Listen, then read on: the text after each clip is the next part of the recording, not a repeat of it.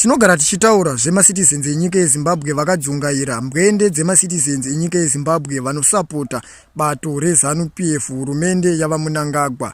Dzimba dzemuri kuona dzese dzapazwa apa idzi dzapazirwa vatsigiri vebato reZANU-PF, ndo vakawanda vacho vapazirwa dzimba dzavanogara kunyika yedu yeZimbabwe, zvichinzi vakatengeserwa pavari kugara apa zviri kunze kwemutemo nevanhu vari kunzi ivo maland barons. Tobva tadzoka kumashure tinoona kuti munguva inenge ichitsvagwa rutsigiro nehurumende yava Emmerson Dambudzo Mnangagwa nehurumende yeZANU-PF, chairman nevamwe vakuru vebato reZANU-PF vanounganidza vatsigiri vavo veZANU-PF vovaudza kuti tapiwa land napresident, land yakachipa kuti munhu wese wenyika yeZimbabwe awane pekugara. Saka pari kungodiwa ma$300 nema$500 ekuti tigadzire nzira titotanga kukupa stand yako. Mari iyi haisi yekutenga stand asi mari yekuti tigadzire nzira kuti ubva wapiwa pako pekugara.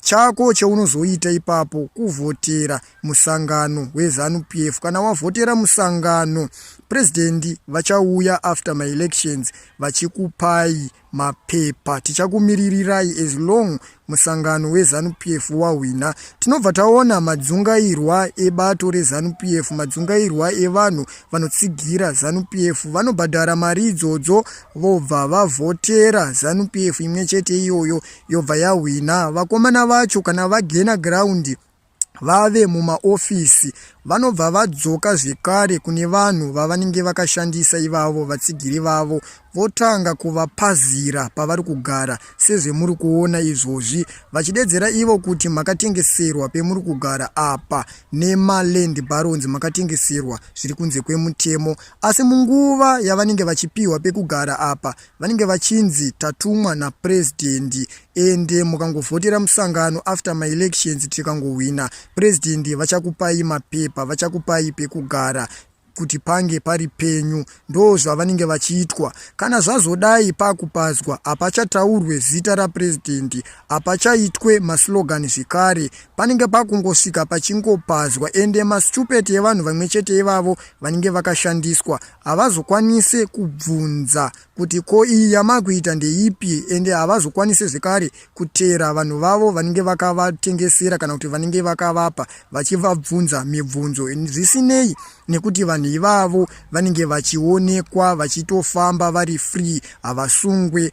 MuZimbabwe unogona kuona pachitopazwa kana 20 malocations pasina kana munhu asungwa, pachingonzi pakatengeswa nemaland barons. Amene kuti chinonetsa kuti maland barons acho iyayo kuti asungwe chii chaicho, because hatisati tamboona kana munhu mumwe chete anonzi land baron kuZimbabwe akasungwa akapinda mujeri. Ndo paya petinogara tichitaura zvedu kuti mazanu mastupid, ende mukaramba muchisapota zanu iyoyo mucharamba zvikare muchifa nenhamo muchishandiswa. Tinoona zvikare kuti vanhu vakawanda vanenge vari kunze kwenyika vanenge vachitaura chokwadi chekuipa kwakaita hurumende yeZANU-PF. Tinoona zvikare kuti ivava vanenge vachipiwa mastendi enhando, mastendi ekunyepa, vanenge vachidifenda hurumende imwe chete iyoyo, vachituka vanhu vanenge vachitaura chokwadi vari kunze kwenyika, vachidedzera ivo kuti imimi muri kungotuka hurumende muri kunze kwenyika, isusu tiri kuenderera mberi nedevelopment. Tati tichibvunzawo muzuva ranhasi kuti yave papi development yacho yamakaitirwa nehurumende yava Emmerson Dambudzo Mnangagwa. Zvamave kurara panze kudai mashandiswa mapedza kuvhotera chihurumende chenyu chimwe chete ichocho. Ndo zvetinogara tichitaura zviya kuti hurumende yeZANU-PF, hurumende yava Emmerson Dambudzo Mnangagwa haina kana chakanaka chainombofa yakaitira macitizens enyika yeZimbabwe, nekuti mukada kutarisa munoona kuti tuma 300 square meters twenyu twemuri kupwanyirwa itwotwo muchirara panze. Ivo vana vavo vana vezvigananda vari kuita michato vachipiwa ma300 hectares, asi imimi nekuwanda kwenyu nekushandiswa kwemunenge maita zvekare kuvavhotera muri kuzoterwa muchipazirwa, ende wekuzobvunza mibvunzo hapana awe munobvunza. Ameno kuti muri yeZimbabwe munozviona sei zvinenge zvichiitika kunyika yedu, kunyika yeZimbabwe.